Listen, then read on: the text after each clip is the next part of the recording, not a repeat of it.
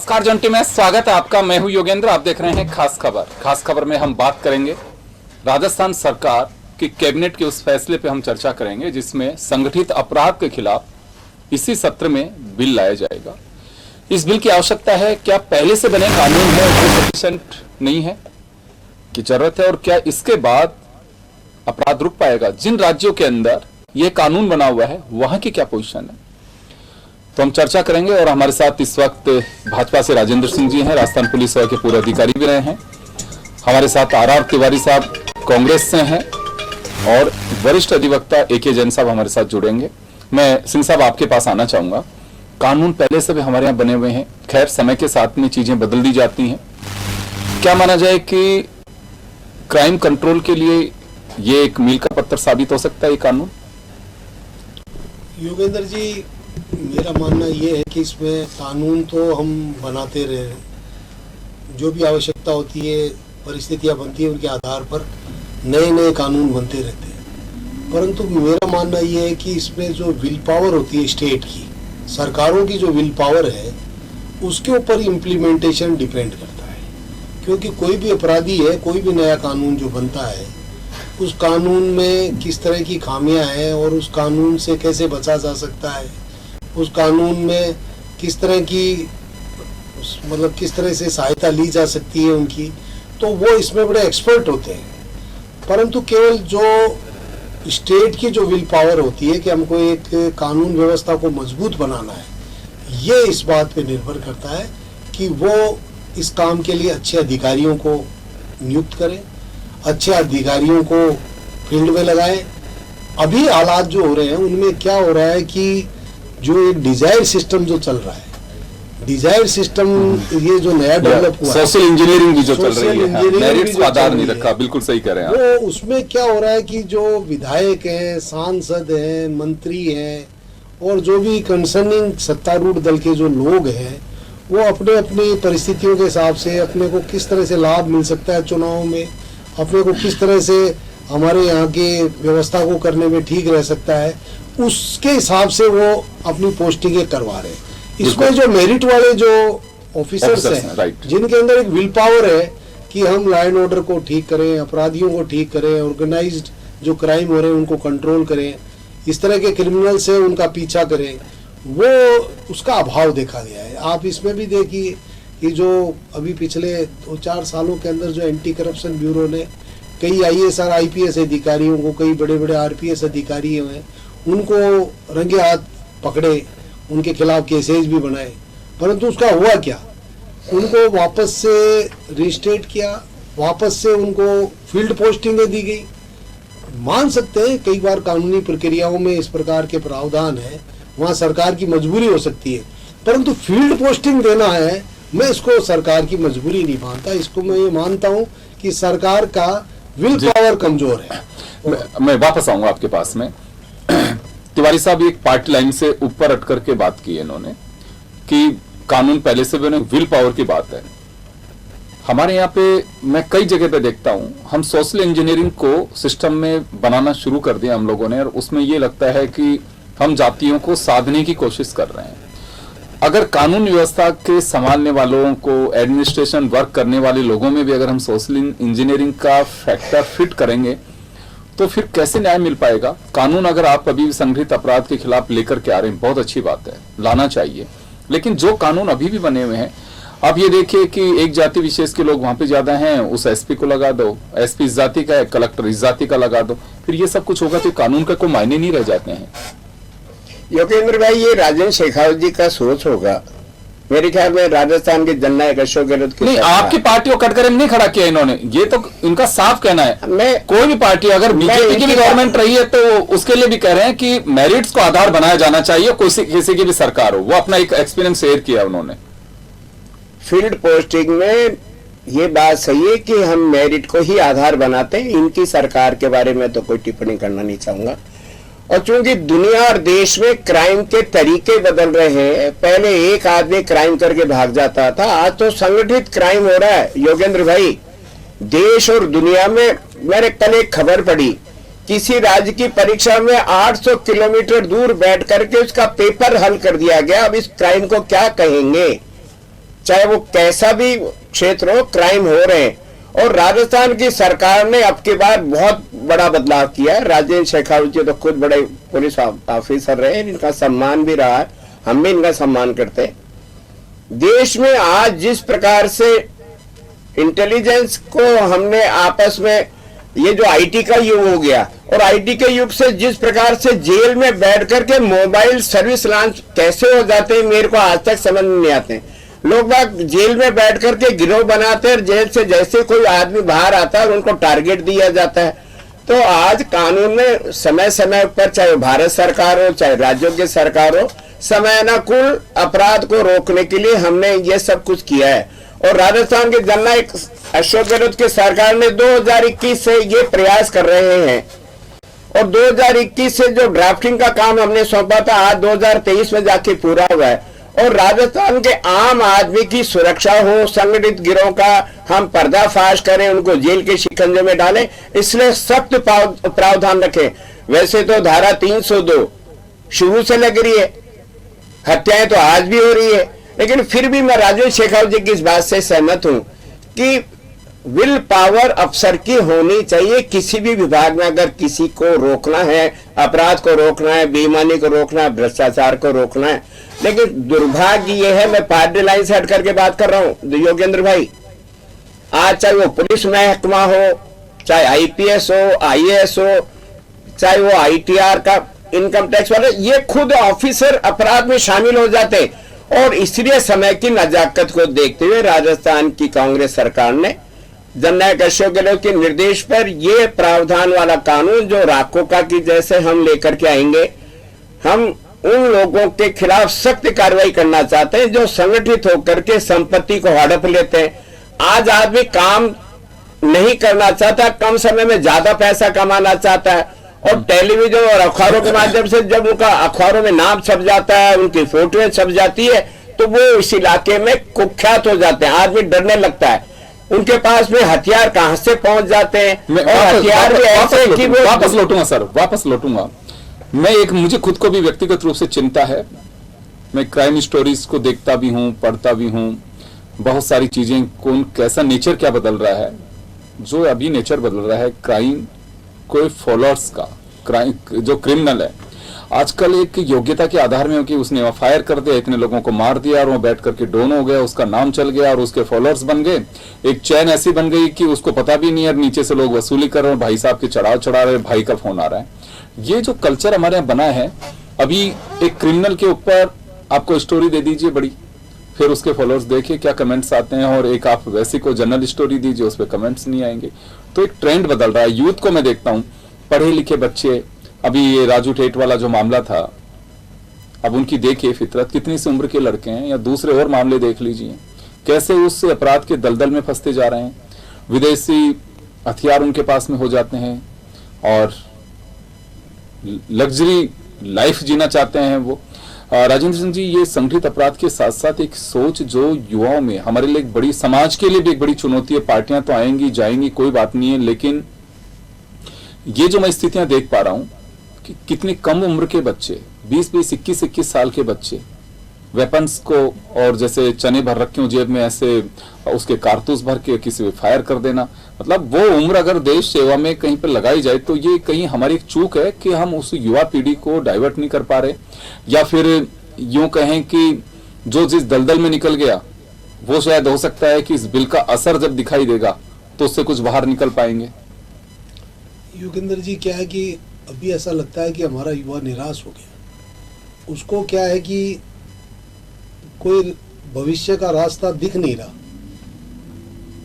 पहले वो ग्रेजुएशन करता है, माँ बापों का पैसा लेके स्कूलों में जाता है, कॉलेजों में जाता है, वहाँ भारी भरकम फीस है, भारी भरकम खर्चा है, उसको उठाता है। कोई अगर प्रोफेशनल लाइन में चला गया, कोई मेडिकल में, इंजीनियरिंग में, वहाँ पे भी बहुत पैसा लग रहा है।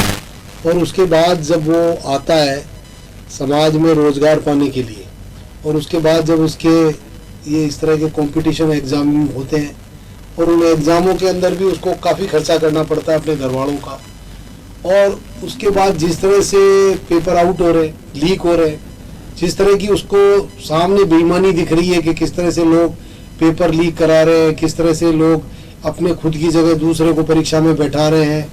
और तो वो ये देखता है कि अपना भविष्य सुरक्षित मानता है। वो देखता है कि अगर हम कहीं इस तरह का कोई जुगाड़ कर सकते हैं तो ही हम रोजगार पा सकते हैं, वरना हम रोजगार पाने का उसके पास अवसर नहीं है। इस कारण से वो धीरे धीरे इस तरह के गैंगों की तरफ आकर्षित होता है।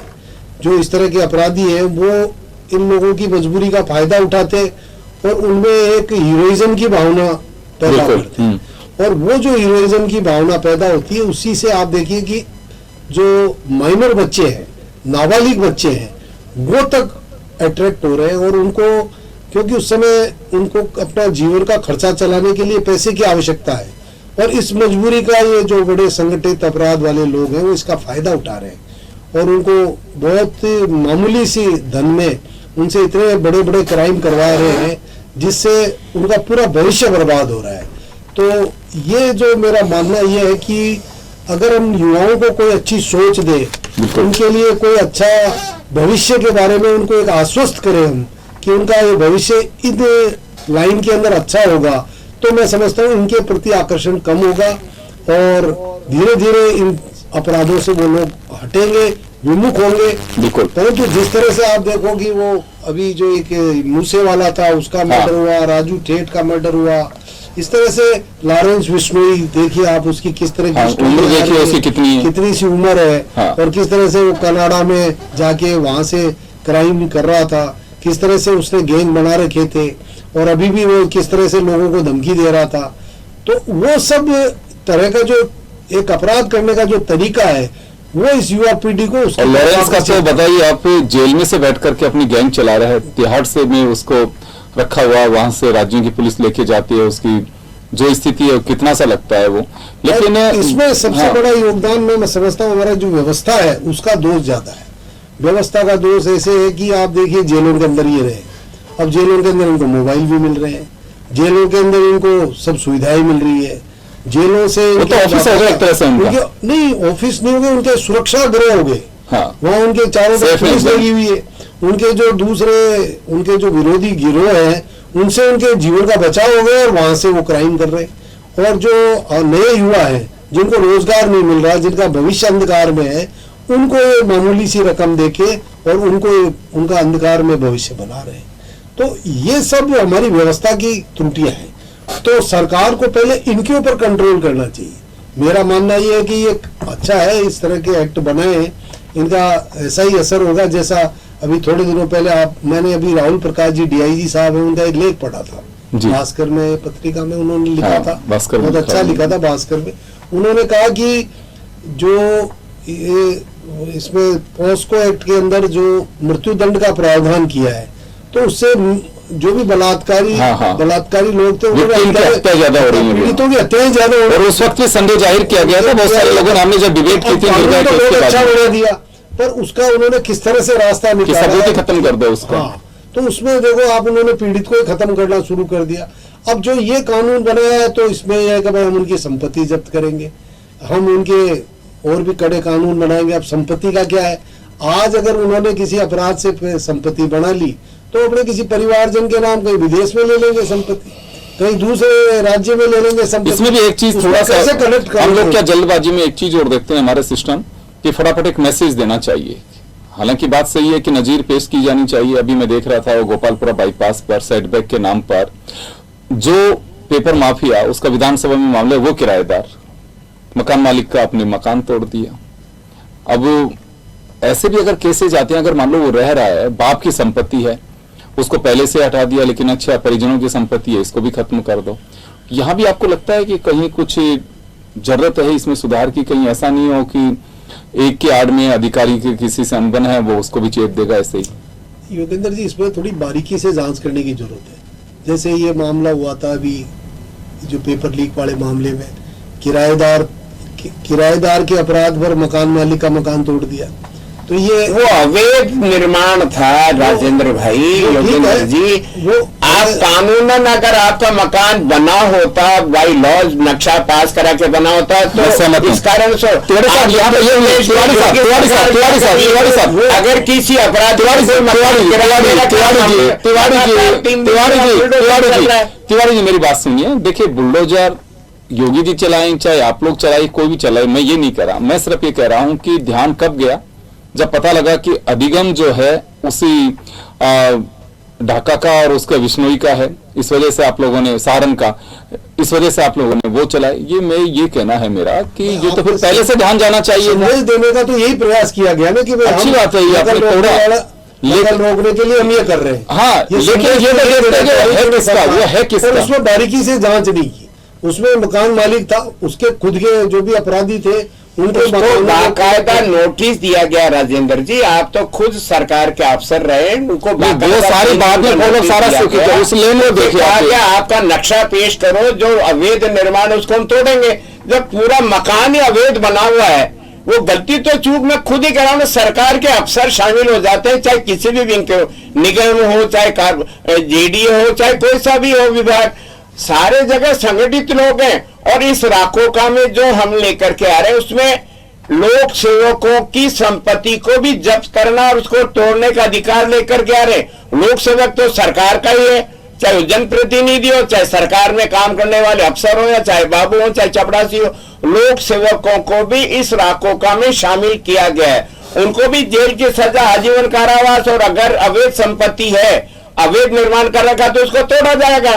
तो मंशा सरकार की है कि राजस्थान में क्राइम कंट्रोल हो, और जो नया तरीका देश दुनिया में कि संगठित होकर के। और फिर मैं कह रहा हूं राजेंद्र भाई, योगेंद्र जी, आज एकल परिवार, आज समाज के हम लोगों की भी जिम्मेदारी है। एक जमाने में संयुक्त परिवार होते थे, दादा को अपने संतानों पे, पोते पोतियों पे ध्यान रखने की एक जगह मिलती थी। आज दादा दादी को हम कहां रख रहे हैं?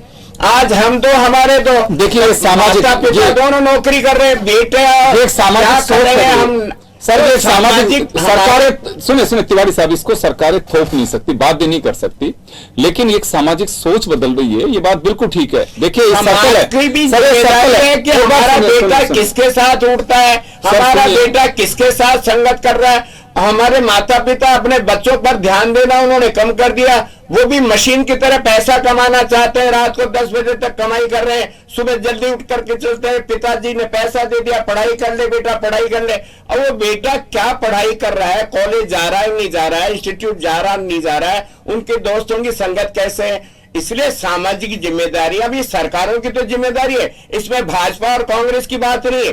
देश में सरकारें बदलती है, जनतंत्र है, कौन किसको पसंद करेगा, लेकिन सिस्टम तो यही रहेगा ना। और सवाल आज राजेंद्र भाई ने बड़ी जोर की बात करी, हम लुभाते किसको हैं, नौकरियां तो मिलेंगी नहीं। और नौकरी भी केवल सरकार की चाहता नौजवान, निजी क्षेत्र में जाने की मंशा नंबर 2 पे आती है। सुविधाएं ज्यादा होती हैं सरकार में, तो मैं ये कह रहा हूं, तो पेंशन मिलती है, काम करे तो 3 घंटे जाके आ जाओ। प्राइवेट सेक्टर में तो टाइम पर जाएंगे, टाइम पे आएंगे, काम नहीं करोगे तो तनख्वाह कट जाएगी। हम लोग उनको लुभाते हैं, मैं व्यक्तिगत रूप से आरोप नहीं लगा रहा हूं।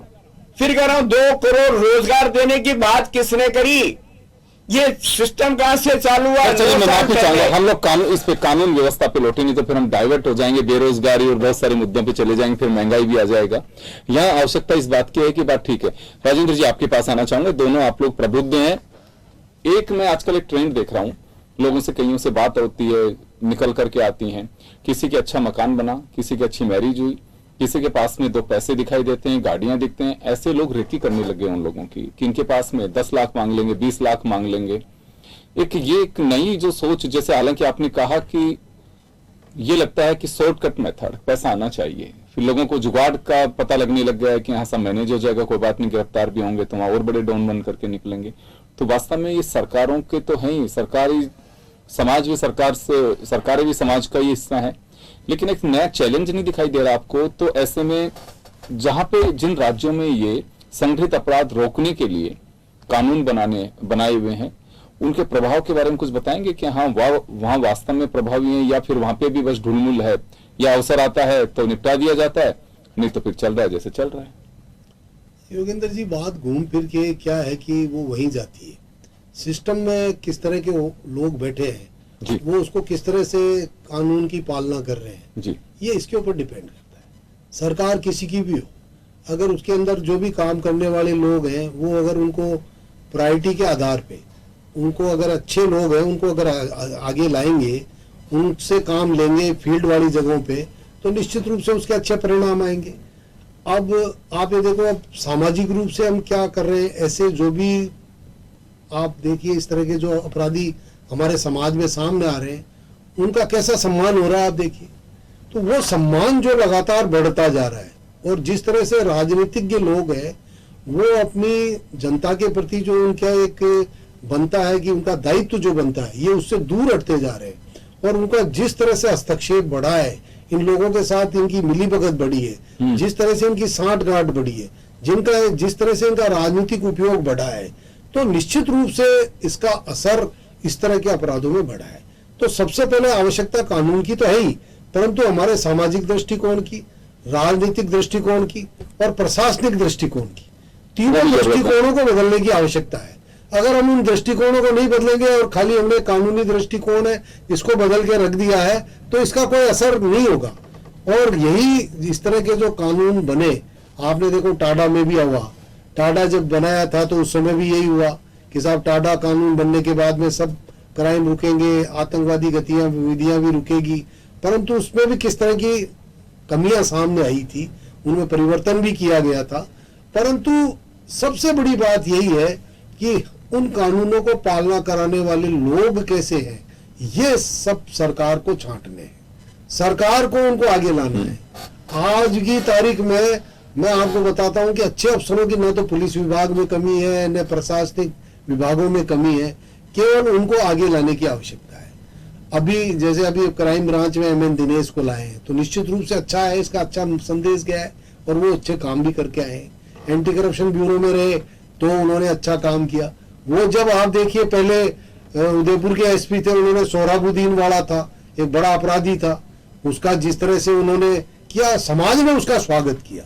हालांकि उनको 7-8 साल जेल में रहना पड़ा। अब वो क्यों रहना पड़ा, ये राजनीतिक दृष्टिकोण की वजह से, क्योंकि हम ऐसे अपराधियों से जो लड़ते हैं पुलिस अफसर, उनको हम राजनीतिक दृष्टिकोण से उनको जेलों में डाल देते हैं। बिल्कुल। तो अब कैसे हम अपराधियों को रोक पाएंगे, ये हमारे को मतलब इसमें राजनीति से ऊपर उठने की आवश्यकता है। एक सवाल मेरा तिवारी साहब आपसे, देखो विल पावर की बात होती है, मैं तो एक ही बात कहना चाहूंगा कि अपराधियों के दुस्साहस को तोड़ने के लिए भारतीय संविधान की दी हुई वर्दी और डंडा, सिर्फ एक हमारे यहाँ पे सिस्टम में वो बनाया गया एक डिपार्टमेंट, वो है पुलिस। उनकी वर्दी और डंडा जो उनको दिया है ना वही काफी होता है। लेकिन बस बात वही आ जाती है कि कोई पॉलिटिकल दबाव, सिस्टम का लचर हो जाना। अगर कानून बना भी दोगे तो वास्तव में आपको लगता है कि जब तक मेरिट्स को आधार नहीं बनाओगे तब तक कुछ नहीं हो सकता। देखो योगेंद्र भाई, राजेंद्र शेखावत जी सही कह रहे थे, दिनेश एमन की बात कर रहे हैं, वीएल सोनी जी की भी बात करो। वीएल सोनी जी जब डीजी बने, उनके कार्यकाल में राजस्थान ने देश में सर्वाधिक ऐसे लोगों को, भ्रष्ट अधिकारी चाहे कितनी भी बड़ी पहुंच वाला हो, कितने बड़े रसोखात वाले, राजस्थान ने देश में ऐसे बेईमानों को जेल में डालने का रिकॉर्ड बनाया। दिनेश एमन को आज हमने राजस्थान में एक नई जिम्मेदारी दी है और दिनेश एमन ने कहा है संगठित अपराधों को रोकेंगे, अच्छे लोगों को सरकार ला रही है। सवाल कांग्रेस का और बीजेपी का नहीं है, सही है, हमारी विल पावर होनी चाहिए कि राजस्थान में अपराध मुक्त की तो घोषणा कोई नहीं कर सकता, ये तो समाज के साथ चलते हैं, लेकिन अपराधों को रोकने में सक्षम हो ऐसे लोगों को फील्ड पोस्टिंग दी जा रही है। और जननायक अशोक गहलोत का भी यही ट्रैक रिकॉर्ड है। कोई सरकार नहीं चाहती, अगर ऐसा विल पावर नहीं होती है तो देश में राजस्थान पहली वो सरकार है जहां हमने एफआईआर लॉन्च करने की बाध्यता दे रखी है एसपी को। अगर वो नहीं करेगा तो उसके खिलाफ कार्रवाई होगी, चाहे इसके लिए राजस्थान की कोई भी भारतीय जनता पार्टी या अन्य दल राजस्थान को लेकर के बदनाम करें कि राजस्थान में अपराध सबसे ज्यादा हो गए, इतने लाख अपराध हो गए। अरे दूसरे राज्यों में तो आप अपराध दर्ज ही नहीं करते हो। मंशा सही है, अपराध कैसा भी हो, अगर पीड़ित पक्ष अगर अपराध को दर्ज कराने जाता है पुलिस वाले तो भगा देते हैं वहां से। लेकिन अब की बार कानून लेकर के आए अशोक गहलोत अपने तीसरे मुख्यमंत्री काल में कि मुकदमा दायर होना चाहिए, और इसलिए इस्तिगासे के नाम पर जो मुकदमे दायर होते थे आज उसमें तेजी से गिरावट आ रही है। मंशा साफ है राजस्थान की। राकोका लाने का उद्देश्य भी यही है कि ये नए तरीके जो अपराध के हो गए, अल्प समय में सर्वाधिक संपत्ति अर्ज कर लें, ऐशो आराम की जिंदगियां जिए। जैसा आप भी खुद कह रहे हो, ये भव्य शादियां, ये भव्य लग्जरी गाड़ियां, जिनके पास कमाई के साधन नहीं लगता वो 50 लाख की लग्जरी गाड़ी कैसे चला रहे। ऐसे लोगों पर भी निगाहें हैं सरकार की, जिनकी आय के साधन नहीं और वो लग्जरी जिंदगियां जी रहे हैं। ये काम हमारी सीआईडी भी कर रही है और धीरे धीरे समाज में मैसेज आएगा जी। कि चलो मैं रोकना चाहूंगा सर, मैं रोकना चाहूंगा। खैर कुल मिलाकर के अपराध का जिस तरह का दायरा बढ़ता जा रहा है, उस दुस्साहस को तोड़ने के लिए कानून कोई भी बनाया जाए, बिल्कुल सही है कि इस वक्त समाज और समय दोनों की मांग है। लेकिन मैं फिर एक गुजारिश करना चाहूंगा कि कानून पहले से भी बने हुए काफी सख्त कानून है, आप लेके आइए। समय के साथ में बदलाव होता है कानून में, अच्छी बात है। लेकिन सबसे बड़ी बात यही है कि जब तक आप सोशल इंजीनियरिंग को हटा करके मेरिट्स को आधार नहीं बनाएंगे पोस्टिंग में, चाहे कितने कानून लेके आ जाए उसके रिजल्ट नहीं निकल सकते हैं। हम किसी अधिकारी को देख करके मालूम है, लेकिन पता लगता है कि कुछ इस जाति विशेष के लोग खुश होंगे अगर उसको वहां लगा दिया जाता है, तो फिर उसी तरह से काम होगा, तो रिजल्ट उसके वैसे ही आएंगे। ट्रांसफर पोस्टिंग्स में मेरिट को आपको आधार बनाना होगा, तभी मुझे लगता है कि ऐसे बिल कानून बनाने से जो मकसद है वो सोल्व हो पाएगा। अदरवाइज तो आप कानून कितने सख्त बना दीजिए, जैसे चल रहा है वैसे ही चलेगा। कई बार गाड़ियों के पीछे देखता हूं तैयार ही चाल ली, तो वैसे ही चलेगा फिर वो। चले, बहुत बहुत शुक्रिया आप सभी का, और खास खबर में इतना ही। दीजिए इजाजत, नमस्कार।